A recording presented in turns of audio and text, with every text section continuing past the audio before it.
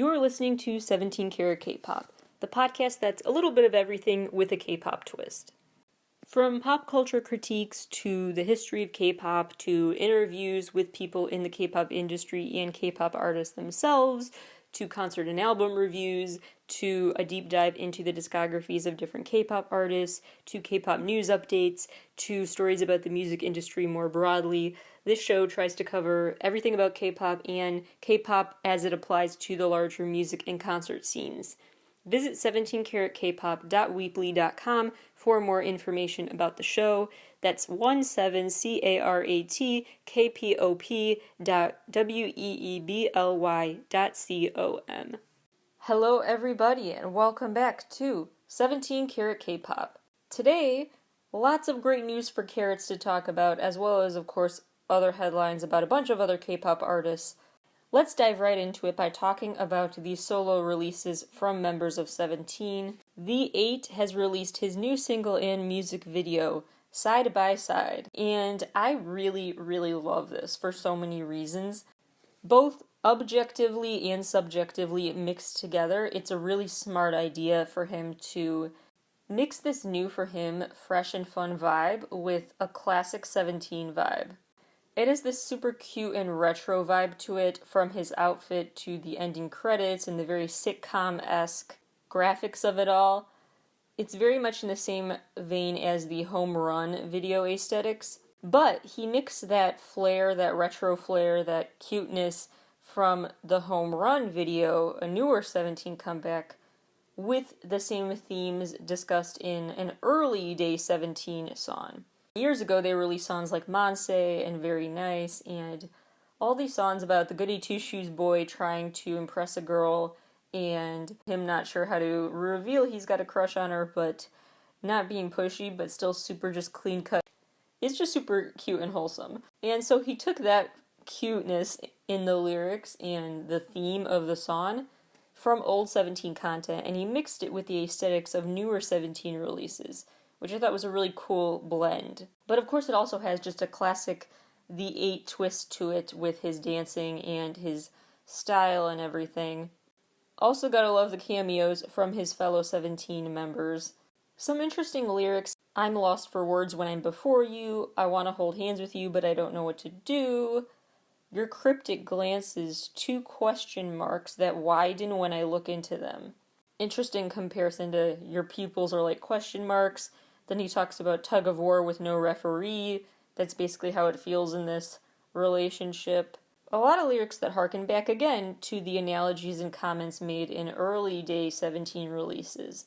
Last comment I have about this, I'm wondering if, since this came so soon after Hoshi's solo, the 17 members are going to continue to do this.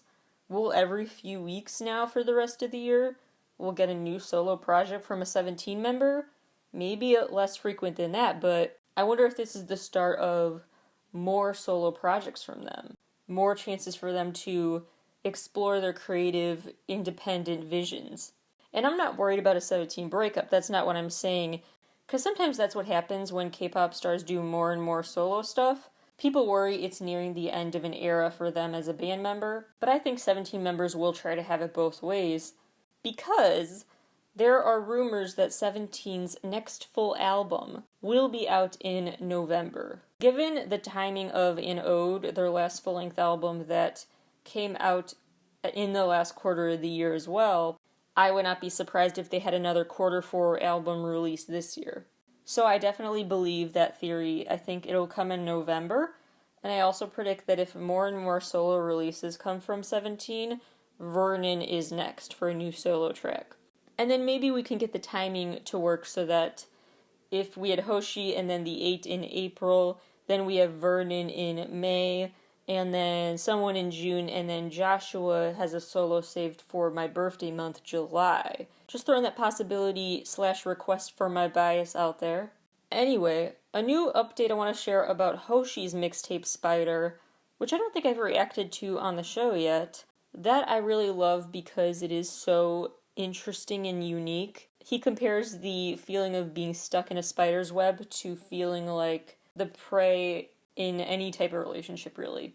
Not necessarily romantic, although I think that's what he intended it to be about, but you can interpret it to be feeling caught in anyone else's web of sorts, feeling powerless under their spell or under their control. So you can loosely interpret the lyrics through an analogy I would have never thought of.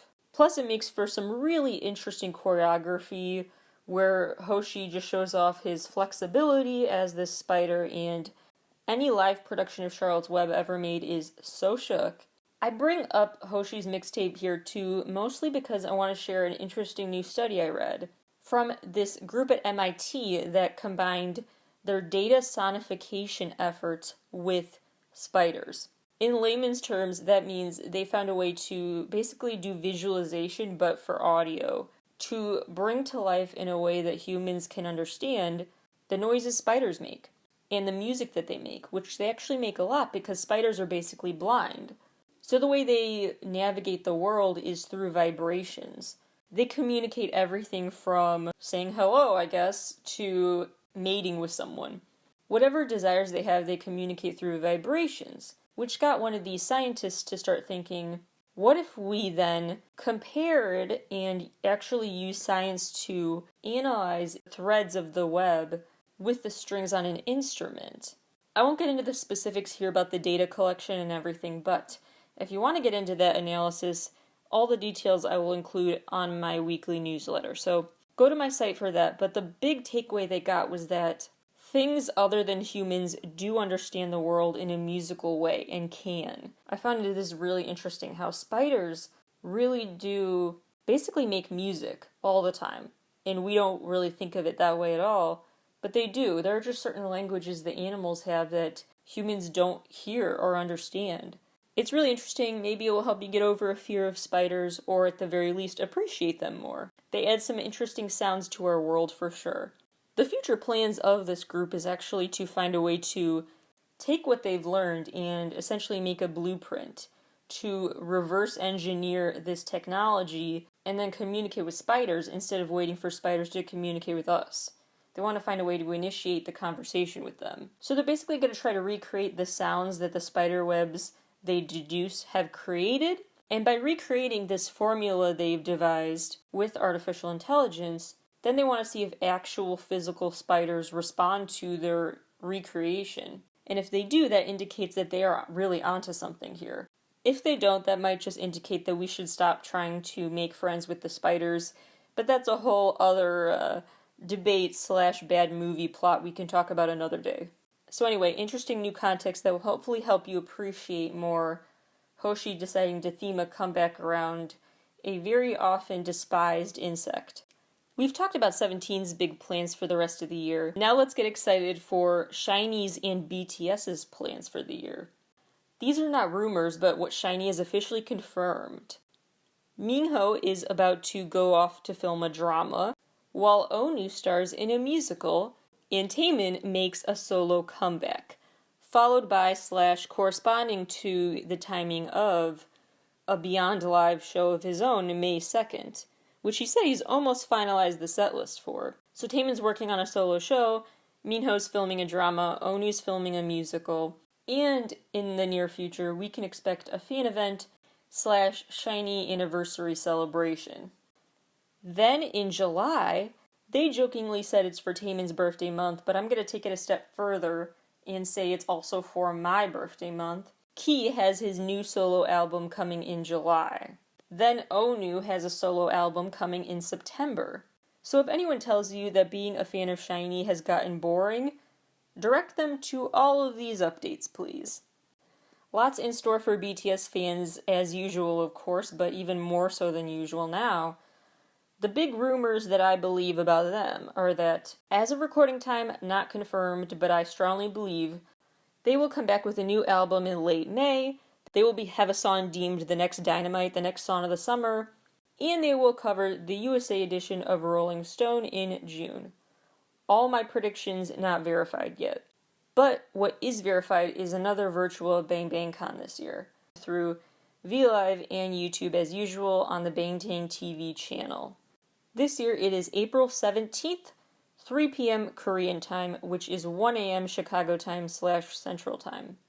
Starting at 3 p.m. Korean time, is the BTS Memories of 2015 show. After that, you get to watch at 5:40 p.m. Korean time, the Fifth Muster, their fan meeting event in Busan. Then what you can watch the live stream of at 7:40 p.m. Korean time is a Speak Yourself World Tour stop in Brazil. Even more live stream shows are on the way. Mamamoo has apparently been working for quite some time on preparing this partnership with Live Now, a British live streaming platform that has this new K-pop subsection. So they're going to kick off the K-pop series you can expect from this British platform May 1st. There will be different streaming times according to time zone to make it as globally available as possible. This is actually a partnership with TR Entertainment, which is a Seoul-based company. So interesting and a further implication of the globalization, the constant partnerships and merging of different streaming services and production management teams from different countries. And it's just in general another indication of the Hallyu Wave's endurance. W24 is having a live stream fan meet event May 1st, 12 a.m. Eastern Time, which I believe is last day April 11 p.m. Chicago time, Central Time. Some miscellaneous rapid-fire headlines. Brave Girls have just launched a brand new YouTube channel. Abyss Company has temporarily halted their activities due to a staff member testing positive for COVID. Bam Bam, who is now a part of Abyss Company, tested negative but is in self-isolation out of an abundance of caution. BTS are the new sponsors for the Helinox camping collection. B1A4's Jin Yun has just been discharged from the military, and he signed with BB Entertainment to focus on acting now. Victoria from FX has officially left SM Entertainment, deciding not to renew her contract with them. JBJ95 has formally requested to end their contracts with Star Road Entertainment. They cite a lack of transparency with finances, unpaid wages, as well as just a lack of support. They claim for months now the agency has been promising them more chances to promote their work on social media, through YouTube, TikTok, and stuff like that, but never delivered. They also claim management has been unavailable to the point where they have had to hire their own. The company strongly denies all of this, saying actually they don't understand how we are dealing with finances. We're not paying people, and we are handling all of that, and we have the receipts. We will have our day in court, and we actually have provided JBJ95 with all sorts of stylists, managers, etc. that they can use, and they have been the ones to turn them down. So this could be a long, drawn-out, messy thing if this company is very much not in a negotiating mood like this. If things are hostile and they can't get out of those contracts, this could drag on for a long time. Jimin from BTS is having his hanbok sold at an auction. The starting price is 5 million won, which is approximately 4,400 something dollars. And it's the hanbok he wore during Tonight Show Jimmy Fallon week, BTS week, and it's going to be sold at that starting value at the auction of 5 million. SHINee's new repackaged album, Atlantis, has topped the charts in 26 regions around the world. NCT now has the best-selling album in SM Entertainment history. They surpassed Hot, H-O-T, to win this record. Resonance Part 1 has now achieved this title through selling over 1.5 million copies, and it was out less than a full year ago. Blackpink's Rosé is also breaking records, 2 Guinness World Records as a matter of fact. She's now officially the first artist to reach #1 on a Billboard global chart, both as a soloist and a band member. She also, for her On the Ground video, has the title for the most viewed K-pop video on YouTube in the first 24 hours. She also just reached 100 million Spotify streams. This is not officially in the Guinness World Record book, but her album R is the fastest Korean solo album to reach 100 million streams. Speaking of streaming milestones, IU has just reached 1 billion of them. She is the most streamed female Korean soloist in Spotify's history. Blackpink are the first female act to ever reach 60 million subscribers on YouTube. ENHYPEN have beaten their personal pre-order best, surpassing 400,000 stock pre-orders and counting for their comeback. Side note, lots more ENHYPEN content on the show very soon. Wink wink, stay tuned. BTS are the first act to ever get 27 number ones across world digital singles sales charts. This is all for their new Japanese single Film Out. Even more BTS milestones. The Steve Aoki Mic Drop remix video has surpassed 900 million views. And Dynamite has reached 1 billion views in just 7 months. 7, there's that special number for us again. Twice as Yes or Yes video surpassed 300 million views. And last but not least, Momoland's Boom Boom is their first video to reach 500 million views. That wraps up the news for today, but stay tuned because I have an episode of Stay Tuned coming this week. Stay tuned for later this week when I talk about celebrating EXO's career, a quick recap of their story, and more content to celebrate EXO's 9-year anniversary, also content to celebrate NCT's 5-year anniversary, some more interviews. So as always, get excited and stay tuned. Thank you all for listening, and I will talk to you all again soon.